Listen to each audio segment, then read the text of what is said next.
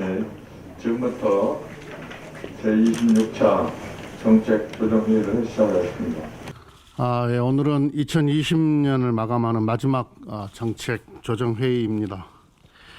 참으로 무겁고 긴장된 마음으로 한 해를 마감하고 또 새해를 맞이합니다.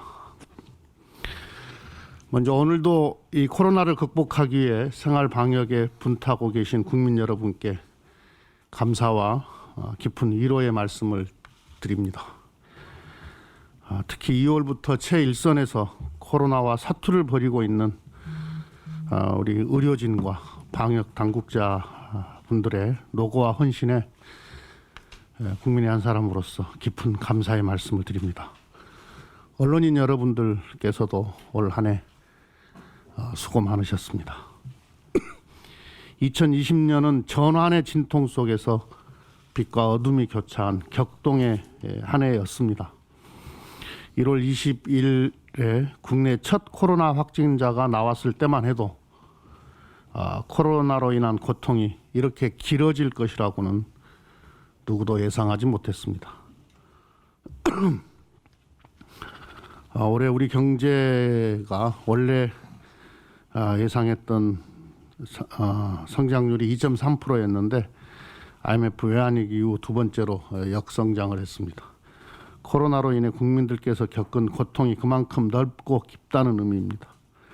코로나가 초래한 역성장의 그늘에서 큰 고통을 겪고 있는 자영업자와 소상공인 그리고 취약계층의 고통이 2020년의 어둠입니다. 이런 고통 속에서도 대한민국은 코로나 위기를 모범적으로 극복하고 있습니다.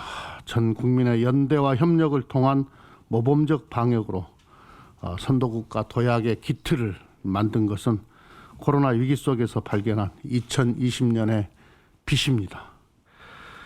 K방역의 성공 덕분에 우리는 OECD 국가에서 최고의 경제 성장률을 기록하고 있습니다. 이런 방역과 경제의 선방이 글로벌 선도국가로 도약하는 토대가 되고 있습니다.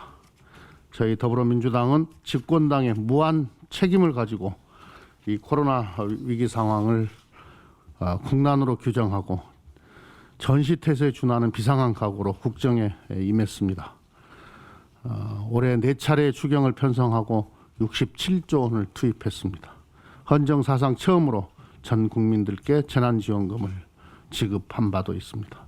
이와 함께 공정하고 정의로운 사회 실현을 위해 권력기관 개혁, 공정경제 실현, 노동존중사회 추진, 남북관계 발전 등 4대 개혁을 강력하게 추진했습니다.